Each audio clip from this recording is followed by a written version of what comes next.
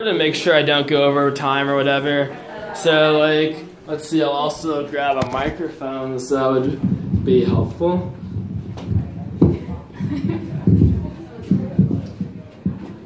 Okay, here we go. So yeah, this was the first place I ever performed, which was back in January. This was also the first place I ever got paid for comedy, which was back in March. And I'll just go straight into the set. So like, there's this interesting thing where there have been 4 times in my life that a white man said to me, "Oh wow, so you're black, so white girls must be easy for you." And I thought it was interesting because like, it doesn't really make sense to me. Like, I think that he got confused since like, there's this thing where like, most of the people I've met who are vegan or really into animal rights were white women, and there are a lot of black men who call each other dog.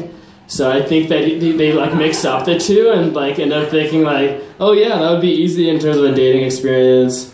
And then like, yeah, it's interesting too, like if somebody actually wanted to like somehow intentionally disappoint their parents or something, I feel like they wouldn't date me since I got a 4.0 in physics at UW, and I think that'd be a very bad decision on their part. There are some people that are really into like dating black men or whatever, but like I feel like for that specific kind of person, like I feel like they normally want you to look like someone who does a drive-by while rapping, and I'm not really that kind of person. Let's see, what else do I hear? Yeah, so I'll continue on. So like, it's interesting too, since I'm pretty much a nobody sort of in comedy. Like, not all that many people know me about me that much, and there are a bunch of people who are better than me who have not performed abroad or whatever. But I performed in Canada in August, and it was interesting. At the border, it was really scary. The guy, he wanted to see all my messages between me and the person who was producing the show that I was going to perform at, and like, he was looking through them, asking me specific questions, and he was like, "So I see you're going to be in a performance tomorrow. What's this about?" And then I said, like, "I'm going to be telling jokes at my friend Sam's house." And then he said, "What do you mean when you say tell jokes?" And I'm really scared at this point. Like, I'm thinking, like, I really want to get into Canada to do this performance, but I'm thinking, like, does he want me to tell him a joke right now? Or, like, maybe this is more philosophical. Like, you aren't supposed to tell jokes to the board. Maybe it's like, what is a joke? Like, I know, like, terrorism isn't a joke, and I wasn't up there for any nefarious reasons or anything. I ended up just telling him, like, "Well, my friend Sam, she thinks I'm really funny and wants me to perform at their house." And, like, I was scared. I was, like, more of a high-pitched voice than that, sort of. But, like, I guess, like, after several more questions, including continuing to look through 3 months of conversations with me and the producer, he let me through. So that was nice performing up there. I guess I'll mention too, like, one thing that's interesting about me is, like, let's see, yeah, so, like, what was it? Oh yeah, one time a few years ago, some friends of mine introduced me to some tourists who were coming to Seattle, and, like, I showed them around the city and stuff, as they're sort of friends of friends, and, like, at one point, one of the women, like, she, like, put her hand on my cheek like this and turned my face, and like, I had no idea what was happening at the time, but like, I guess it didn't take me that long to realize like what it meant when she was doing that while looking into my eyes and smiling. Like, I guess it took me like maybe 5 months, and I realized that she had wanted to kiss me. Yeah, I'm on the autism spectrum, so it's interesting that it makes it a lot harder to like understand social situations. And it's fascinating, like there's one thing that I'm really into languages, and like ended up talking about languages too much. Like, I'll like first meet someone and start talking about languages or whatever. And, like, I feel sort of like that's a thing that you could, like, people who aren't autistic or whatever or on the spectrum could like learn about from people on the spectrum, is like being on the spectrum, like, you might want to, like, when you first meet someone, you might want to tell someone about the cute video of a dog you saw that wiggled so much that it, like, fell over and got stuck between some couch cushions or whatever. But, like, you should know some things about a person before you start telling them about the cute puppies you've seen. Like, you should maybe know what their name is before you start telling them about cute puppies and stuff.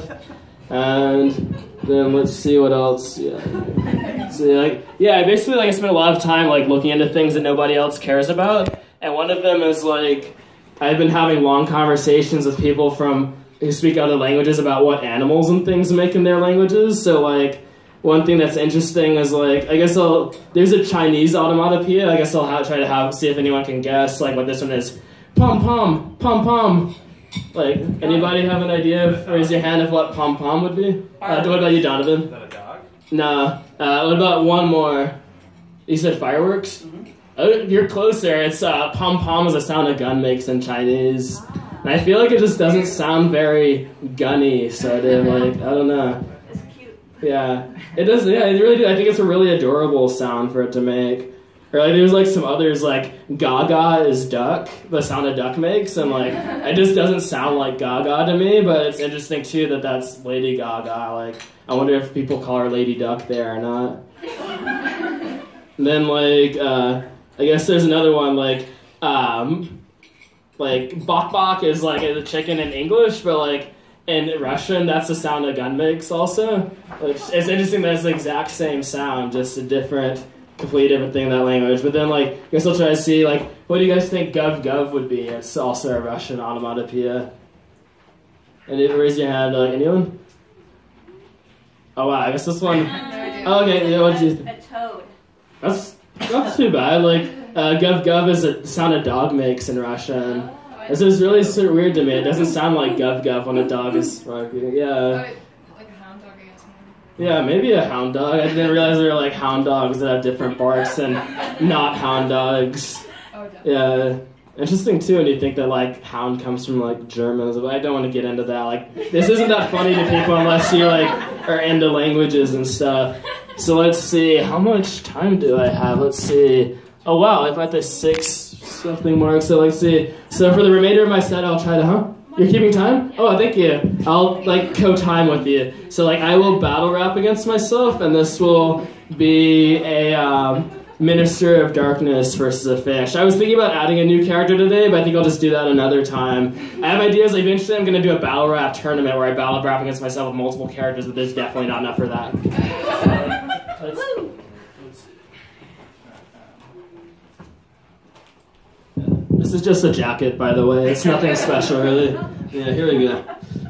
Hark, hear to my word. I am a minister of darkness, and you stand no chance with these words of dance. Don't be so tasty! Wait, no, that's not how it goes. Don't be so hasty, I may look quite tasty, but I shall smite you and fight you. You shall never succeed in this deed of battle rapping me, for I am quite free and menacing. I shall serve you on a dish, my wee fish. You shall meet your doom here under this full moon at this house of Werewolf. You have no, I don't know. Blub, blub, blub. Short of words, are you? Well, I shall smite you with this battle.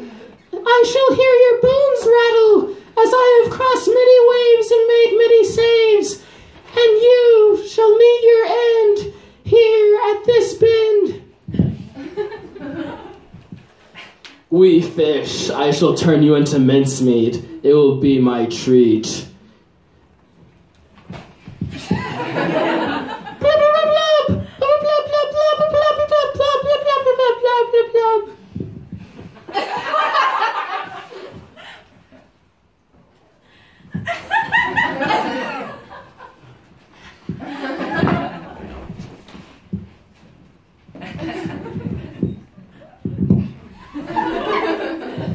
Wee fish, you don't know how to battle rap.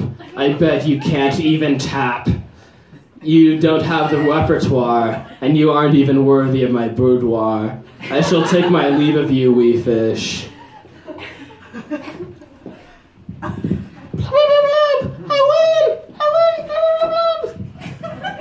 Yeah, so that was the battle rap, and I'm at like 10 minutes right now, so I will introduce the next comic. It's cool, like when I first met her in the room right over there in the kitchen. I think that was like 3 years ago. And like it was her and this other person is really cool here. You should see later, Amethyst, and like yeah, it was cool. Like I complimented them heavily, but I wasn't flirting or anything, and I'm really glad that they realized that I wasn't flirting with them, because like with my poor social skills, like I'm really bad at accidentally seeming like I'm flirting with people, and I'm really glad that she will be here to perform next. It is Melissa Beadle. All